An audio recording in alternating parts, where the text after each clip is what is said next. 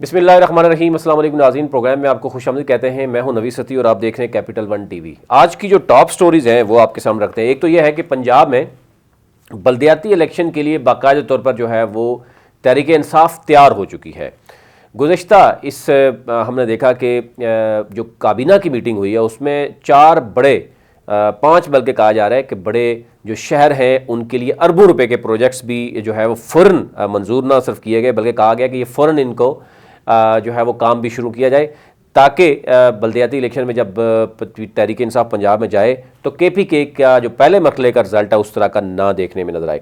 15 मई के फ़िलहाल जो है वो तहरीक इंसाफ ने हुकूमत ने 15 मई का टाइम जो है वो दिया है इलेक्शन कमीशन को। ताहम ये कहा जा रहा है कि इलेक्शन कमीशन इसको हतमी फ़ैसला इलेक्शन कमीशन करेगा, वो आगे करे या पीछे करे जो भी है वो देखी जाएगी। दूसरी बात जो अहम चीज़ है वो ये थी कि मरी में आपने देखा होगा कि जो मामला था, मरी में जो हादसा हुआ, सानेहा हुआ मरी के बाद, उसके बाद हमने देखा कि 5 रुकनी एक कमेटी थी। उस 5 रुकनी कमेटी ने ना सिर्फ तमाम तर जितने भी अफसरान थे उनके इंटरव्यूज़ किए बल्कि जो मुतासरीन थे और जो उस दिन सानेहे से बचकर वापस आए लवाहिकीन से भी और मुतासरीन जो थे उनसे भी इंटरव्यूज़ किए और उसके बाद हतमी रिपोर्ट जो है वो सामने की। और उस पर हमने देखा कि वज़ीर आला उस्मान बुज़दार जिनके बारे में कहा जाता है कि वो काम करते हैं लेकिन ये तशहीर नहीं करते, उन्होंने 15 लोगों को सस्पेंड किया। लेकिन अब 2 तरह की राय रखी जाती है। एक तो कहा जा रहा है कि जो तहरीक इंसाफ के लोग हैं वही समझते हैं कि तशहीर करने की बजाय उन्होंने प्रैक्टिकली करके दिखाया कि उन्होंने 15 लोगों को मुअत्तल किया। लेकिन दूसरी तरफ कहा जा रहा है कि सिर्फ मुअत्तल कर देना और कुछ अरसे के बाद वो घर में बैठ के सैलरी भी लेंगे और उसके बाद वो बहाल हो जाएंगे तो उससे बेहतर उनके लिए और क्या सज़ा हो सकती है। तो यूँ लेकिन ओवरऑल आप देखें तो CTO रावलपिंडी जो है, AC मरी हैं, DSP, SC SEI जो हाईवेज़ हैं, 2 एक्सियन हैं, फिर SDO हैं फॉरेस्ट और एमरजेंसी ऑफिसर 1122 के इंचार्ज मरी रेस्क्यू के डायरेक्टर PDM में इन तमाम जो अफसरान हैं इनको मुअत्तल कर दिया गया। और ये कहा गया है कि मुअत्तल करने और इंज़बाती जो कार्रवाई है उसकी जो है इनके ख़िलाफ़ सिफारिश की गई है और रिपोर्ट वज़ीर आला को पेश की गई है। लेकिन अब ज़्यादा कहा जा रहा है कि क्योंकि ब्यूरोक्रेसी ही इनका एहतसाब करेगी तो डेफिनेटली फिर पेटी भाई जो है वो बहुत जल्द जो है वो बाहर सरखरू होकर आ जाएंगे और फिर कहेंगे कि जनाब देखें हमारी तो गलती नहीं थी। तो यूँ बड़ा वाज़े कहा गया कि मशीनरी वहाँ पर मौजूद थी, अमला गायब था। अब जो अमला गायब था उसमें सियासतदानों का कसूर तो नहीं है, ज़ाहिर जो अफसरान थे वो कहाँ थे और जितने लोग भर्ती किए गए हैं, सियासी भर्तियाँ भी की गई हैं बर्फ़ हटाने के हवाले से, वो भी गायब रहे। तो ये अफसोसनाक सूरत इसमें नज़र आई है।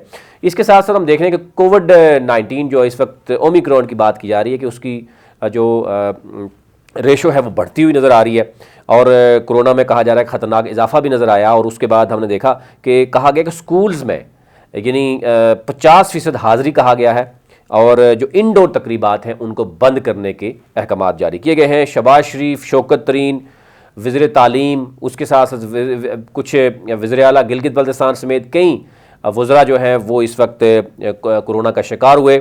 लेकिन कहा जा रहा है कि कारोबारी मराकज़ बंद नहीं करेंगे, ये वज़ीर आज़म का कहना है, वो इस पर जो है वो डटे हुए हैं। तो ये ओवरऑल सूरत थी। राना शमीम के हवाले से अगर हम बात करें तो हलफनामा लंदन नोटरी की 5 ऑडियोज़ की फॉरेंसिक रिपोर्ट जो है वो दुरुस्त करार दे दी गई है और ऑडियो के 5 इक़्तिसाबात यूट्यूब पर आ चुके हैं। पहला ऑडियो जज साहब नवाज शरीफ के दफ्तर में थे। ये कौन सा दफ्तर था? Marble arch. ऑडियो रिकॉर्डिंग हकीकी है। मतलब एनी हाउ वो तो नज़र आ रहा है कि राना शमीम साहब ज़ाहिर है वो नवाज शरीफ के दोस्त थे, करीबी थे, वो इसीलिए वहाँ गए हैं।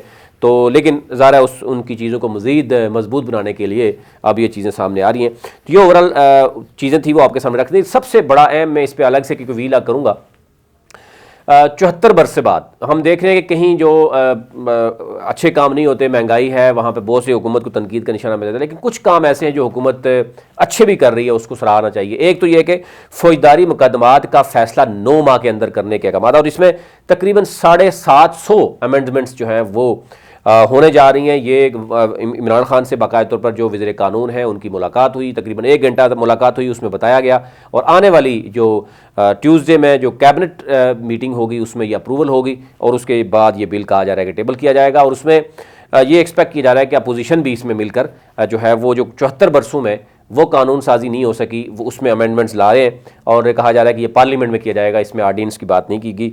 लेकिन इस तरह हम देखें, नेशनल करिकुलम है, हेल्थ कार्ड है और बल्दियाती इलेक्शन की मजबूती है, यानी ग्रास रूट लेवल पर पावर्स को शिफ्ट करना। मिले जुले रुझानात हैं आज, जो कहा जाता है कि सुप्रीम कोर्ट के अहकामात हैं, लेकिन ज़ाहिर सुप्रीम कोर्ट भी इसी मुल्क की सुप्रीम कोर्ट है, तो अगर इदारे चाहेंगे तो डेफिनेटली जो है वो आवाम को रिलीफ मिलेगा। अभी तक लिए इतना ही। अपना अपने मुल्क का ख्याल रखिए। अल्लाह ने के बाद।